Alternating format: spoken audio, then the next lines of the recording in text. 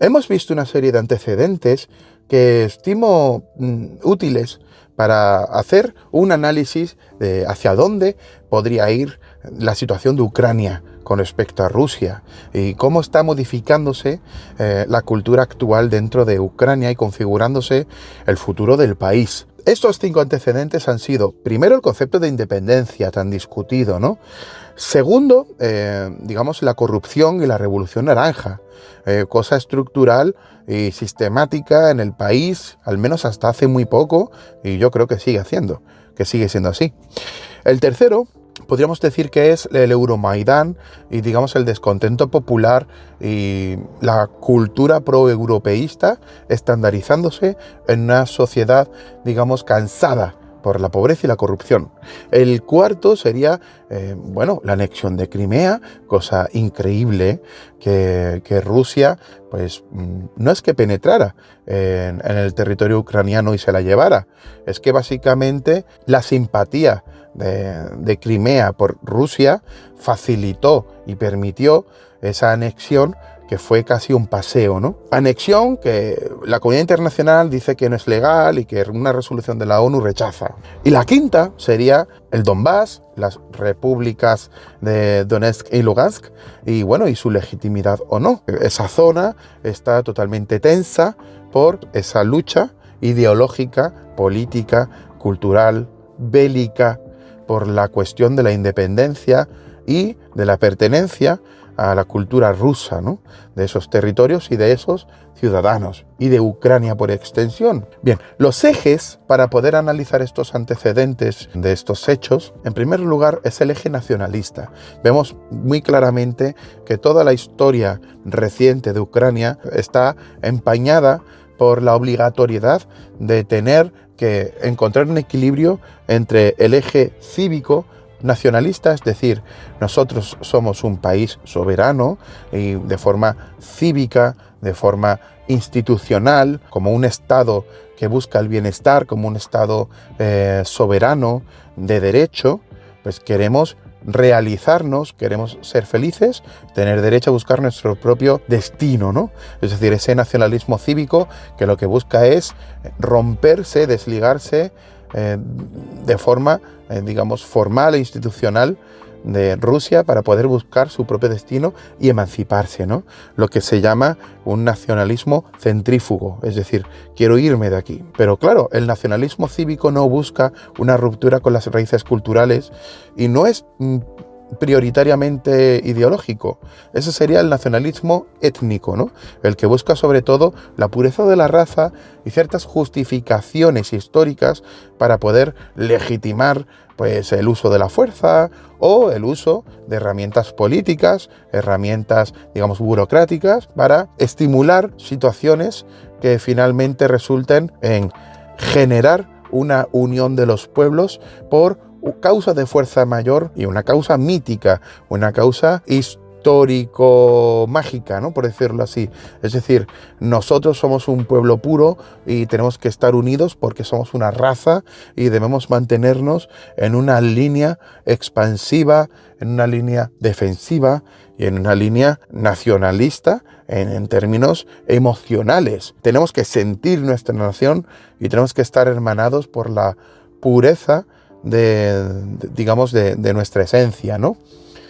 El nacionalismo étnico ha sido súper famoso a lo largo del siglo XIX y XX y cayó en desuso cuando Hitler y la Segunda Guerra Mundial, que le dieron mala fama. Por tanto, lo normal es que el étnico se haya disfrazado, revestido o incluso se haya transformado de verdad en nacionalismo cívico. De hecho, eso es lo que pasa en muchos nacionalismos que hay en territorio europeo, ¿no? Buscamos ser un Estado-nación, pero no estamos hablando de si somos puros o no en términos de ADN. Aunque siempre hay alguno por ahí, el nacionalismo étnico no está de moda, digámoslo así, y no lo está en Europa. De hecho, por eso, los pocos nacionalistas étnicos que pueden existir, en el fondo, se revisten de cívicos. ¿Por qué? Porque el nacionalismo cívico no solamente es legítimo, sino que, muy bien, ole tú, ¿no? Es decir, que si tú sientes, yo como andaluz, si yo siento que mi territorio debería ser un Estado-nación independiente, porque Andalucía y el andaluz son identidades propias que deben estar legitimadas como soberanas y tal, bueno, pues es una forma de pensar y es legítimo, ¿no?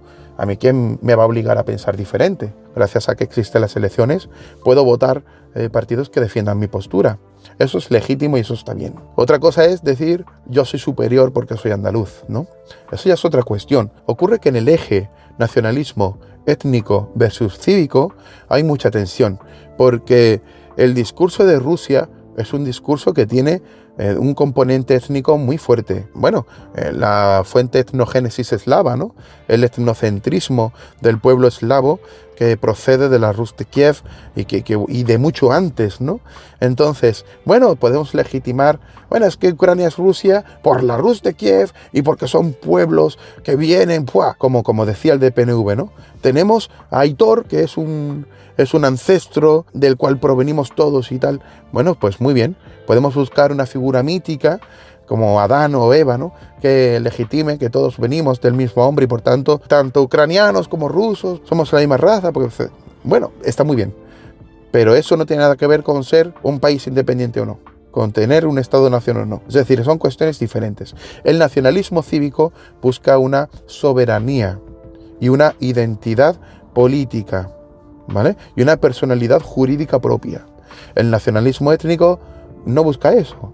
Busca justificar todo acto de nacionalismo centrípeto, es decir, de buscar un centro entre tú y yo, hacer que forzosamente seamos un proyecto común, porque tenemos unas raíces históricas, filosóficas, culturales, incluso podríamos decir antropológicas o mágicas. Esto podría también verse, por ejemplo, en Latinoamérica y España. España podría decir, es que existe la hispanosfera, ¿no? Como dice Vox, ¿no? La hispanosfera podría ser, no lo sé, no lo he estudiado, podría ser un proyecto de nacionalismo étnico. Decir, es que en el fondo Latinoamérica es España, ¿no? Podría ser una forma de decirlo. No sé si lo es. En este sentido, este eje es primordial para comprender el espíritu del centralismo ruso y el espíritu también del pueblo de Ucrania.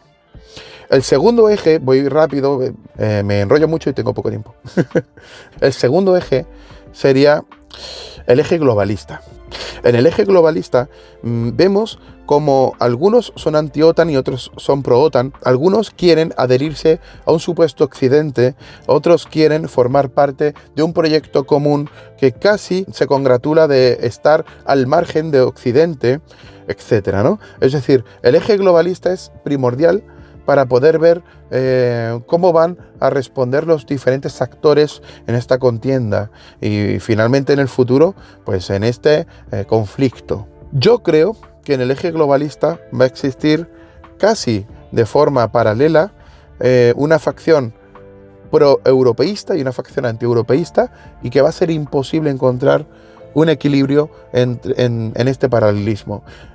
Tanto va a ser así que creo que algunos territorios van a ser una Ucrania globalista y otros territorios van a ser una Ucrania antiglobalista. Yo creo que algunos territorios de Ucrania van a buscar la identidad propia en la historia común y otros van a intentar de alguna forma luchar contra aquello que representa el marionetismo de Rusia, la corrupción y la pobreza inherentes a ser una nación dependiente de otra, etcétera, etcétera. Por tanto, yo creo que en este eje vamos a encontrar que de forma casi inevitable, creo que territorios van a dividirse y Ucrania se va a dividir territorialmente. Creo que no hay una forma pacífica de solventar esta cuestión, manteniendo los territorios unidos. Por tanto, esto nos lleva al otro eje, al eje anterior. Creo que se va a producir un cuadro de nacionalismo centrífugo dentro de la propia Ucrania. Es decir, creo que en Ucrania hay diferentes sensibilidades que son irretornables, que son contrapuestas, que no van a encontrar un punto en común, pese al amor que tienen por el país de Ucrania. Pero algunos aman a Ucrania como si fuera parte de un proyecto común muy importante, definido, legitimado y hegemónico por la propia historia y por una supuesta madre Rusia, ¿no? Que es más allá de lo que hoy llamaríamos Rusia, porque yo creo que en Europa no entendemos muy bien esa emoción, ese amor nacionalista hacia una patria tan grande como la madre Rusia, pero realmente es una cuestión religiosa. Entonces yo creo que muchos ucranianos aman Ucrania y la aman como parte de ese gran proyecto espiritual. Y otros ucranianos aman Ucrania y la aman como un gran proyecto político que permita al ciudadano no solamente ser libre, sino prosperar. Y eso va a ser, esa tensión entre esos dos ejes, creo que va a ser lo que rompa el territorio de Ucrania de forma irretornable. El tercer eje, porque voy muy lento, perdonadme, el tercer eje es el eje del espíritu político. Un espíritu político que tiene dos acepciones, por tanto es dicotómica también. Por un lado se encuentra el idealismo wilsoniano. Wilsoniano hace alusión a Woodrow Wilson, que fue el señor presidente de Estados Unidos que impulsó la Sociedad de Naciones. Impulsó ya después de la Primera Guerra Mundial, un proyecto para unar a todas las naciones y permitir que se entiendan, que haya un diálogo legítimo y un espacio asambleario para que los países del mundo, los estados, pudieran entenderse y que el diálogo sustituyera a la guerra. Realmente la Sociedad de Naciones no tuvo mucho éxito, pero fue el germen para las Naciones Unidas, que ya sí nació con fuerza en la segunda mitad, ¿no?, del siglo, y sobre todo por los lodos de la Segunda Guerra Mundial. La Carta de San Francisco, digamos, los derechos humanos, todo eso, digamos que son conceptos nucleares para el entendimiento del espíritu de las Naciones Unidas. Por tanto, el idealismo wilsoniano tiene que verse frente a una realpolitik, a una política casi bismarckiana, dura, pragmática. No cabe idealismos, solo cabe realismos, ¿no? Entonces, ese eje es primordial para poder asentar los dos previos, porque el nacionalismo tiene un componente muy ideal. Es decir, nosotros somos una gran nación, vamos a tener un gran país con unas grandes instituciones, vamos a ser prósperos, y después te enfrenta a la política real. Es decir, ¿y de dónde sacamos el dinero? ¿Qué tenemos para ofrecer? ¿Cómo podemos, digamos, establecer las políticas públicas que nos lleven a visibilizar esos espíritus que sentimos que tenemos, etcétera, etcétera? Por tanto, el último eje es primordial, porque por un lado nos encontramos un idealismo que está fracturado en vamos a ser hermanos del mundo, ¿no? Vamos a ser parte de Occidente, vamos a ser parte de la solución o del problema, etcétera, ¿no?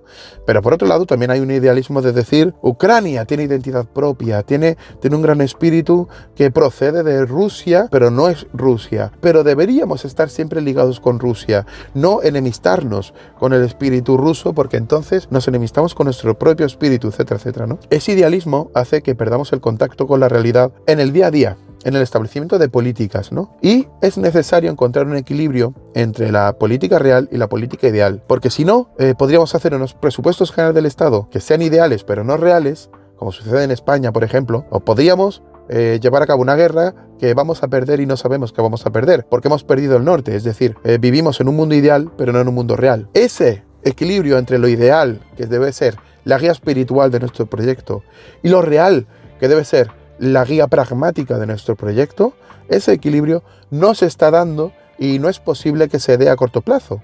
Y ese es el gran problema. Para que se produzca un equilibrio entre estos dos polos, creo que esos dos primeros ejes que vimos, nacionalismo y globalismo, tienen que resolverse antes. Y para ello, creo que todavía quedan unos cuantos de conflictos que van a dividir el territorio en dos de forma irretornable y va a cambiar el mapa político de ese país. ¿Esto es malo o es bueno? Pues no lo sé, si es malo o es bueno, es un análisis. Pero creo que estos tres ejes van a sellar el futuro de la nación ucrania, tanto hacia Rusia como hacia Europa.